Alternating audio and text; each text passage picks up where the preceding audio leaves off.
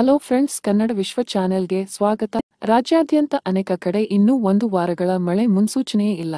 ಮಳೆಯ ಮೋಡಗಳ ಬದಲಾಗಿ 7 ದಿನಗಳ ಕಾಲ ಒಣಹವೆ ಮುಂದುವರಿಯಲಿದೆ ಎಂದು ರಾಜ್ಯ ಹವಾಮಾನ ಇಲಾಖೆ ಮುನ್ಸೂಚನೆ ನೀಡಿದೆ. ಕೆಲವು ಪ್ರದೇಶಗಳಲ್ಲಿ ಹಗುರದ ಮೋಡ ಕವಿದ ವಾತಾವರಣ ಕಂಡುಬರಬಹುದು, ಆದರೆ ಗಮನಾರ್ಹ ಮಳೆಯಾಗುವ ಸಾಧ್ಯತೆ ಕಡಿಮೆ. ರಾಜ್ಯದ ಉತ್ತರ ಮತ್ತು ದಕ್ಷಿಣ ಒಳನಾಡಿನ ಬೆಳಗಾವಿ, ಕೊಪ್ಪಳ, ವಿಜಯಪುರ, ಶಿವಮೊಗ್ಗ, ಬಳ್ಳಾರಿ, ಚಿತ್ರದುರ್ಗ, ಚಿಕ್ಕಮಗಳೂರು, ಹಾಸನ, ಕೊಡಗು, ಮೈಸೂರು ಜಿಲ್ಲೆಗಳ ಒಂದೆರಡು ಕಡೆಗಳಲ್ಲಿ ಗುಡುಗು ಸಹಿತ ಲಘು ಮಳೆಯಾಗುವ ಸಾಧ್ಯತೆ ಇದೆ. ಬೆಂಗಳೂರು ಸುತ್ತಮುತ್ತ ಭಾಗಶಃ ಮೋಡ ಕವಿದ ವಾತಾವರಣ, ತಾಪಮಾನ ಹೆಚ್ಚಳ ಕಂಡುಬರಬಹುದು ಎಂದು ಮಳೆ ಮುನ್ಸೂಚನೆ ವರದಿ ಹೇಳಿದೆ. ಬೆಂಗಳೂರು ನಗರ ಜಿಲ್ಲೆಯಲ್ಲಿ ಕೂಡ ಗರಿಷ್ಠ 37 ಡಿಗ್ರಿ ಸೆಲ್ಸಿಯಸ್ ಮತ್ತು ಕನಿಷ್ಠ 24 ಡಿಗ್ರಿ ಸೆಲ್ಸಿಯಸ್ ಉಷ್ಣಾಂಶ ಇರಬಹುದು.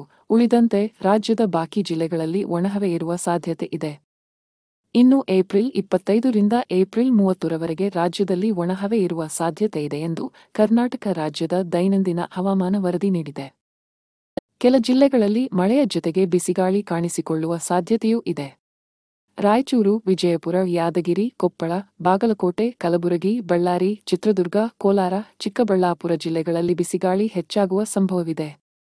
ಮುಂದಿನ 5 ದಿನಗಳಲ್ಲಿ ರಾಜ್ಯದಲ್ಲಿ ಗರಿಷ್ಠ ತಾಪಮಾನ 2 ರಿಂದ 3 ಡಿಗ್ರಿ ಸೆಲ್ಸಿಯಸ್ನಷ್ಟು ಏರಿಕೆಯಾಗುವ ಸಂಭವವಿದೆ ಎಂದು ಇಲಾಖೆ ತಿಳಿಸಿದೆ. ಇದು ತಾತ್ಕಾಲಿಕ ಪರಿಸ್ಥಿತಿ ಎಂದು ಹವಾಮಾನ ಇಲಾಖೆ ಭರವಸೆ ನೀಡಿದೆ. ಮುಂದಿನ ತಿಂಗಳಲ್ಲಿ ಮಳೆಯ ಪ್ರಮಾಣ ಹೆಚ್ಚಾಗುವ ಸಾಧ್ಯತೆ ಇದೆ ಎಂದು ಅವರು ತಿಳಿಸಿದ್ದಾರೆ.